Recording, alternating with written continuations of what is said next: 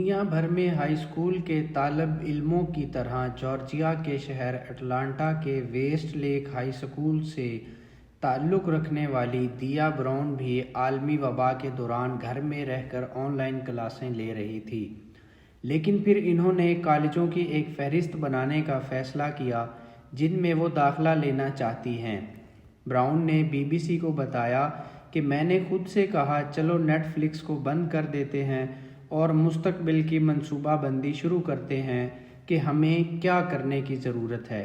وہ کہتی ہیں کہ ہائی اسکول میں صحافت، شاعری اور مباحثے سے محبت کی وجہ سے وہ غیر نصابی سرگرمیوں میں شامل رہتی تھی، جس کی وجہ سے انہیں جلد منصوبہ بندی شروع کرنے میں مدد ملی۔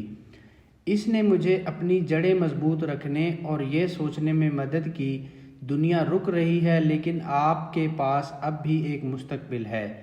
ممکنہ یونیورسٹیوں کی فہرست بنانے کے ساتھ ساتھ وہ اسکالرشپ کی تلاش اور درخواستیں بھی دے رہی تھی۔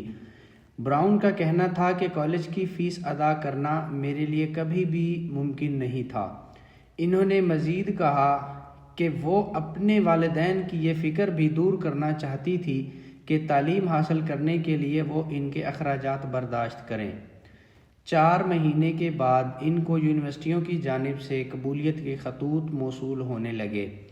براؤن کا کہنا تھا کہ 50 سے زائد کالجوں میں ان کے داخلے کی درخواستیں منظور ہو گئی، جن میں مختلف اسکالرشپس کی مد میں $13 لاکھ شامل تھے، لیکن جب انہیں اپنی پسندیدہ یونیورسٹی کی طرف سے ایک خط موصول ہوا تو ان کو یہ سب آفرز واپس کرنا پڑی۔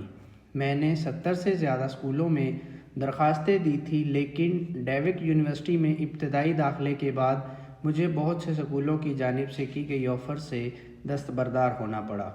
آخر میں 18 سالہ لڑکی نے ڈیوک یونیورسٹی کی جانب سے 1 سال کی مالی امداد کی اسکالرشپ قبول کی، جہاں وہ موسم خزاں 2023 میں بصری اور میڈیا سٹیزنز میں اپنے پہلے سال کا آغاز کر رہی تھی۔ وہ گیٹس اسکالرشپ کے فائنلسٹ میں بھی ہیں، جو موسم گرما میں امریکہ میں اقلیتی ہائی اسکول کے 1300 نمایاں طالب علموں کو دیا جائے گا۔ ان کا کہنا تھا کہ یہ ذاتی طور پر میرے لیے بہت اہم ہے کیونکہ یہ ملک کی سب سے بڑی اسکالرشپ میں سے ایک ہے اور یہ وہ جگہ ہے جہاں آپ کے 4 سالہ ٹیوشن کے لیے ادائیگی کرتے ہیں۔ تو اتنی بڑی تعداد میں اسکالرشپ کے لیے درخواست دینے کے بارے میں سب سے مشکل حصہ کیا ہے؟ حیرت انگیز طور پر براؤن کے لیے یہ مشکل کام فارم بھرنا نہیں تھا۔ انہوں نے کہا مجھے لگتا ہے کہ یہ انتظار کا کھیل ہے، یہ یقینی طور پر سب سے مشکل تھا، لیکن اس نے مجھے صبر کرنا سکھایا۔ اب براؤن دوسرے طالب علموں کو ان کے تعلیمی اہداف تک پہنچنے میں مدد کرنا چاہتی ہیں۔ انہوں نے کہا کہ مجھے امید ہے کہ میں دیگر خواتین اور دیگر اقلیتی طالب علموں کے لیے یہ کہنے کے لیے مثال بنوں گی کہ اگر میں یہ کر سکتی ہوں تو وہ بھی کر سکتے ہیں۔